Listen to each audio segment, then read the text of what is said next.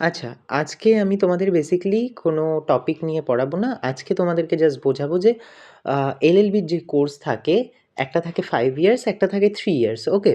তো কোন কোর্সটা বেটার? কোনটা বেনিফিট বেশি? দেখো, বেনিফিট তো যেকোনো কোর্সেরই আছে, খুবই ভালো, ভালো বেনিফিট আছে। কিন্তু এই দুটোর মধ্যে অনেকের কনফিউশন থাকে যে কোনটা বেটার, 3 ইয়ার্স নাকি 5 ইয়ার্স?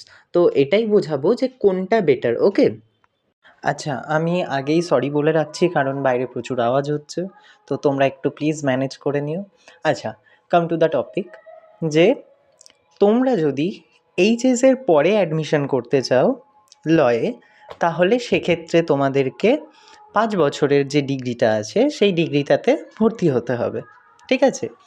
কিন্তু তোমরা যদি গ্র্যাজুয়েশনের পরে লয়ে অ্যাডমিশন করতে চাও, তাহলে তোমরা 5 বছরের এলএলবিটাও করতে পারো, মানে বিএ এলএলবি। আবার তোমরা 3 বছরের যে এলএলবি, শুধু যে এলএলবিটা আছে ওটাকে শুধু এলএলবি বলে, এবং 5 বছরেরটাকে বিএ এলএলবি বলে। তো গ্র্যাজুয়েশনের পরে যে 3 ইয়ার্স আছে ওটা হলো এলএলবি, ওটা গ্র্যাজুয়েশনের পরেই হবে। আর যদি তোমরা 12-এর পরে, মানে এইচএসের পরে যদি তোমরা করতে চাও, তাহলে ওটা হবে বিএ এলএলবি অনার্স, ওকে? তো এটা হলো ডিফারেন্স। গ্র্যাজুয়েশনের পরে 3 ইয়ার্স বা 5 ইয়ার্স যে কোনো দুটো করতে পারো, বাট এইচএসের পরে তোমাকে 5 ইয়ার্সই অনলি চয়েস, ওকে? আচ্ছা, যে আফটার গ্র্যাজুয়েশন যে 3 ইয়ার্স এলএলবি আছে, ওকে, তো এটাই তোমাদের 3 বছরের কোর্স, এবং প্রত্যেক ইয়ারে দুটো করে সেমিস্টার, ওকে? এবং প্রত্যেক সেমিস্টারে 6টা করে সাবজেক্ট। বোঝা গেল? প্রত্যেক সেমিস্টারে 6টা করে সাবজেক্ট। তাহলে পুরো 3 বছরে তোমাদের টোটাল কটা সাবজেক্ট হলো? 6 ছক 36টা সাবজেক্ট। কিন্তু এখানে যদি তুমি 5 ইয়ার্স এলএলবিতে ভর্তি হও, তাহলে তোমার কটা সাবজেক্ট থাকবে? এখানে কিন্তু ওই 10 সেমিস্টার ইন্টু 6 করলে হবে না।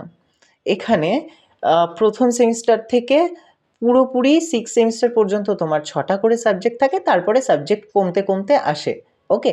প্রায় ওই 51টা থেকে 52টা মতো তোমার সাবজেক্ট পড়ানো হয়।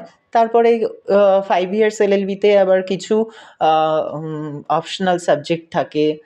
তারপরে সেমিনার পেপার থাকে, ক্লিনিক্যাল পেপার থাকে, মুট কোর্ট থাকে। মুট কোর্ট বলতে যেটা আর কি প্র্যাকটিস করানো হয়, যে কোর্টে কিভাবে তোমরা অ্যাজ অ্যান অ্যাডভোকেট পারফর্ম করবে, একজন জাজ কিভাবে পারফর্ম করবে, দ্যাট ইজ কল্ড মুট কোর্ট, ওকে? তো এটাই হলো ব্যাপার, যে 3 ইয়ার্স এলএলবিতে কিছু কম সাবজেক্ট পড়ানো হয়, 5 ইয়ার্স এলএলবিতে প্রচুর সাবজেক্ট পড়ানো হয়, লয়ের সাবজেক্ট, আমাদের ইন্ডিয়ান বেসড ল সাবজেক্ট, এবং ইন্টারন্যাশনাল লয়ের সাবজেক্টও 5 ইয়ার্স এলএলবিতে পড়ানো হয়। কিন্তু 3 ইয়ার্স এলএলবিতে ইন্টারন্যাশনাল লয়ের সাবজেক্ট সেইভাবে পড়ানো হয় না। 3 ইয়ার্স এলএলবিতে সাবজেক্ট কম, 5 ইয়ার্স এলএলবিতে প্রচুর সাবজেক্ট। তার ফলে বেনিফিটটা কী হচ্ছে? 3 ইয়ার্স এলএলবিতে আমরা কিন্তু সাবজেক্ট জানার বা পড়ার বেনিফিটটা কম পাচ্ছি। কিন্তু 5 ইয়ার্স এলএলবিতে যদি আমরা ভর্তি হই, সেক্ষেত্রে আমরা কিন্তু সাবজেক্ট নলেজটা আমাদের প্রচুর পরিমাণে আসছে। ইভেন আমরা প্রচুর পরিমাণে নলেজ গেইন করতে পারছি বেশি সাবজেক্ট পড়ে, ওকে? এটা তো গেল অ্যাডভান্টেজ। কিন্তু ডিসঅ্যাডভান্টেজ কি আছে? যে 3 ইয়ার্স এলএলবি করলে একটু টাইম টেকিংটা কম হয়, মানে সময়টা কম লাগে।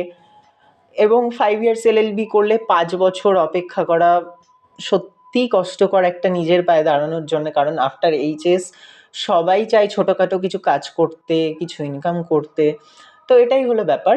এটা হলো একটা ডিসঅ্যাডভান্টেজ। কিন্তু তুমি যদি নলেজ গেইন করতে চাও, কোর্টে ঠিকঠাক পারফরমেন্স করতে চাও, বা তুমি কোনো লয়ের ডিপার্টমেন্ট থেকে কোনো গভর্নমেন্ট জব করতে চাও, তো তোমার জন্য 5 ইয়ার্স এলএলবি সব থেকে বেস্ট। সেখানে কিন্তু 3 ইয়ার্স এলএলবিকে আমি 3 আউট অফ 5 দেবো, এবং 5 ইয়ার্স এলএলবিকে আমি 5 আউট অফ 5 দেবো, ওকে? এছাড়াও 3 ইয়ার্স এলএলবিতে একটু কস্ট কম হয়, 5 ইয়ার্স এলএলবিতে একটু কস্ট বেশি হয় যদি তোমরা প্রাইভেট ইনস্টিটিউশনে পড়ো। কিন্তু যদি তোমরা গভর্নমেন্ট ইনস্টিটিউশনে চান্স পাও, তাহলে সেক্ষেত্রে তোমাদের কোনো চাপ নেই, খুবই কম টাকায় সেটা মিটে যায়, ওকে? তো গভর্নমেন্ট এক্সাম যদি তোমরা দিতে চাও, তাহলে তোমাদেরকে ক্ল্যাট দিতে হয়। ক্ল্যাট দেওয়ার পরে তারপরে তোমরা গভর্নমেন্ট কোনো ল কলেজে চান্স পেতে পারো। আর যদি সেক্ষেত্রে না হয় বা পসিবল না হয় হোয়াট এভার, তো তোমরা গভর্নমেন্ট ল কলেজে তোমরা ট্রাই করতে পারো। ওকে। আর তোমরা যদি কোনো প্রাইভেট ইনস্টিটিউশন ওয়েস্ট বেঙ্গলের মধ্যে কোনো কিছুর যদি খোঁজ নিতে চাও, তো তোমরা আমাকে জানাতে পারো। তো আমি সেগুলোর ওপরে একটা কলেজের লিস্ট করে ভিডিও তোমাদেরকে রেডি করে দেব। তোমরা সেক্ষেত্রে আমায় জানাতে পারো কমেন্ট বক্সে, আমি লিস্ট তৈরি করে ভিডিও তৈরি করে তোমাদেরকে দিয়ে দেব। ওকে। আশা করি আজকের ভিডিওটা ছোট, খুব সহজেই বুঝিয়ে দিয়েছি। তোমাদের হেল্প হবে ডিসিশন নিতে যে কোনটা ভালো, 5 ইয়ার্স কি 3 ইয়ার্স। আমি অলওয়েজ 5 ইয়ার্স প্রেফার করব তোমাদের, কারণ ওটাতে তোমাদের নলেজটা প্রচুর গেইন হবে। ওকে। তো যারা চাইছো ল করতে, আমি তোমাদেরকে 5 ইয়ার্স বলছি যে তোমরা 5 ইয়ার্স করো।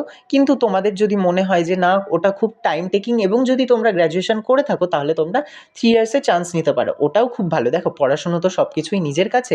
আমি নিজে যদি নলেজ গেইন করতে চাই, তাহলে আমি সারা জীবনই পড়বো, সারা জীবনই পড়বো। ওকে। তো তোমরা যদি চাও, তো আমি প্রাইভেট যে কলেজেস আছে সেই কলেজের একটা লিস্ট ভিডিও তোমাদেরকে তৈরি করে দিয়ে দেবো।